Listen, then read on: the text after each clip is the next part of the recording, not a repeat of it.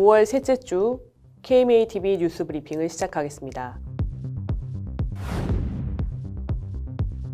윤석열 대통령이 간호법에 대해 제2요구권을 행사했습니다. 윤 대통령은 16일 국무회의에서 간호법 제정안 제2요구안을 심의 의결하고 곧바로 제가했습니다. 윤 대통령은 국무회의 모두 발언에서 간호법안은 유관직역 간의 과도한 갈등을 불러일으키고 있다며 간호 업무의 탈의료기관화는 국민들의 건강에 대한 불안감을 초래하고 있다고 밝혔습니다. 대한의사협회를 비롯한 보건복지의료연대는 환영 입장을 밝혔습니다. 연대는 국무회의 직후 기자회견을 열고 사회적 합의와 타협 없는 일방적인 입법 독주에 대해 최선의 결정을 내린 대통령의 판단에 감사한다며 17일로 예고했던 총파업을 잠정 유보한다고 밝혔습니다. 의료인 면허 취소법이 국무회의에서 다뤄지지 않은 것과 관련해서는 국회의 신속한 재검토가 이루어져야 한다고 강조했습니다. 대통령이 제2요구권을 행사했다는 소식이 전해진 순간까지 보건복지의료연대는 총력 투쟁을 멈추지 않았습니다. 연대는 이달에만 2차례의 연가투쟁과 대규모 집회를 통해 결속을 다졌는데요. 특히 11일 2차 연가투쟁 집회에는 서울을 비롯한 전국적으로 4만여 명이 참여했습니다. 단식투쟁도 끊이지 않았습니다.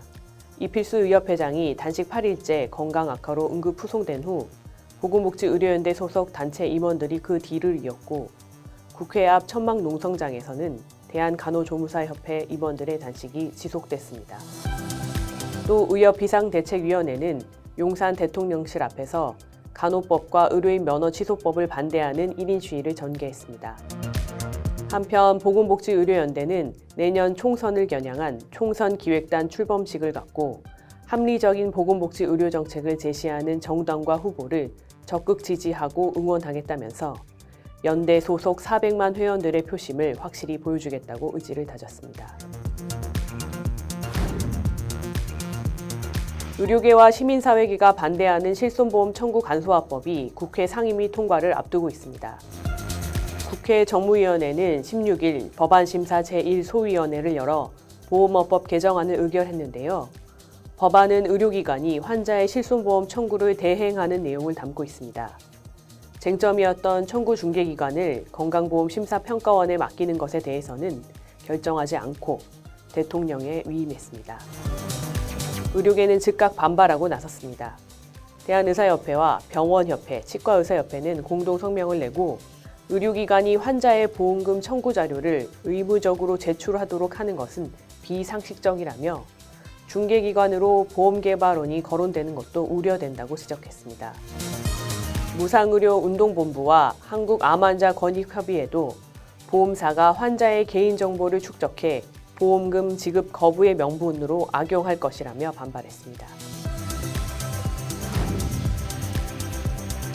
2024년도 수가협상이 본격적으로 시작됐습니다. 대한의사협회 등 의학단체와 국민건강보험공단은 11일 상견례를 갖고 협상을 시작했는데요. 의학단체들은 24조 원의 건보재정 흑자에 대한 기대감을 갖고 있지만 정부는 건강보험 긴축재정 기조를 강조하고 있어 협상은 쉽지 않을 전망입니다. 김봉천 대한의사협회 수가협상단장은 경기와 관계없이 수가를 주지 않으려는 현실에서 공급자 단체의 운신폭이 넓지 않다면서도 가입자를 설득할 수 있는 근거를 제대로 만들어 수가를 0.1%라도 더 올릴 수 있도록 노력하겠다고 밝혔습니다. 정부가 코로나19 팬데믹 종료를 선언했습니다.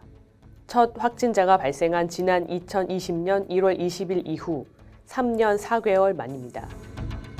윤석열 대통령은 지난 11일 중앙재난안전대책본부 회의에서 6월부터 코로나19 위기경보를 심각에서 경계로 조정하기로 했다며 국민이 일상을 되찾게 돼 기쁘다고 말했습니다. 또 최전선에서 헌신해 주신 의사, 간호사, 간호조무사분들, 백신 치료제 연구개발 생산에 노력을 기울인 보건산업 종사자분들과 지자체 공무원, 보건당국에 감사드린다고 강조했습니다. 윤 대통령 발표 직후 대한의사협회 코로나19 전문위원회는 환영의 뜻을 밝히고 다만 코로나19가 완전히 사라졌다는 의미는 아니다라며 아프면 쉬고 진단과 치료를 받아야 한다고 강조했습니다. 코로나19 종료에 맞춰 정부는 비대면 진료 허용을 본격화하고 있습니다. 17일 오후 당정협의회를 거쳐 비대면 진료 시범사업 추진 방안을 발표했는데요. 소아청소년 야간 및 휴일, 감염병 확진자는 초진도 비대면 진료를 허용하고 병원급 의료기관도 재진 환자는 비대면 진료를 허용하는 내용이 담겼습니다. 의료계는 즉각 반발하고 나섰습니다. 대한의사협회와 치과의사협회, 한의사협회, 약사회 등 5개 단체는 공동 입장문을 통해 소아청소년 환자의 특성상 반드시 대면 진료가 이루어져야 하고 병원급의 비대면 진료를 허용하면 의료 전달 체계에 큰 변화를 일으킬 것이라고 우려했습니다. 단체들은 특히 초진 허용 대상자를 최소화하는 방향으로 구체적인 기준을 마련하고 비대면 진료에 대한 법적 책임 소재를 명확히 하며 비대면 진료 중개 플랫폼 불법 행위에 대한 관리 감독을 강화할 것을 정부에 요구했습니다. 정부가 한방 난임 치료를 활성화해달라는 한의계를 향해 신뢰할 수 있는 근거를 보여달라고 주문했습니다. 최근 한의계 주도로 열린 국회 토론회에 참석한 한의사들은 현재 지자체별로 시행하는 한방 난임 치료 지원 사업을 국가 차원으로 추진해야 한다고 주장했습니다. 이에 대해 최영준 보건복지부 출산정책과장은 한방 난임 치료의 효과에 대해 근거 기반 연구가 필요하다는 목소리가 한의계 내부에서도 나오고 있다면서 정부 정책으로 도입되기 위해선 신뢰할 만한 근거가 축적돼야 한다는 입장을 밝혔습니다. 한편 대한의사협회는 난임 환자에 대한 한방 치료는 안전성과 유효성이 임상시험을 통해 입증된 적 없다며 효과와 안전성이 객관적으로 증명되지 않은 한방 난임 치료는 즉각 중단돼야 한다고 밝혔습니다. 대통령이 제2요구권을 행사하지 않아 의료계가 아쉬움을 드러낸 의료인 면허 취소법을 정부가 개정에 나서겠다는 의지를 밝혔습니다. 조규용 보건복지부 장관은 16일 국무회의에서 의료인이 모든 범죄의 금고 이상의 형을 받는 경우 면허를 취소한다는 것은 과도하다는 여론이 있다며 법 개정을 위해 당정 협의를 진행하겠다고 밝혔습니다. 국민의힘 윤재욱 원내대표 역시 의료인 면허의 조건을 강화한 부분에 과한 면이 있다며 어느 정도 조정돼야 한다고 생각한다고 말했습니다.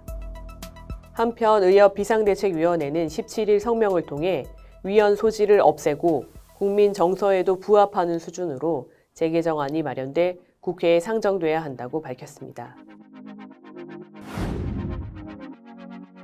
의료기관이 환자의 본인 여부와 건강보험 자격 여부를 확인하도록 한 법이 내년부터 시행될 예정이지만 의료계의 반발이 거셉니다.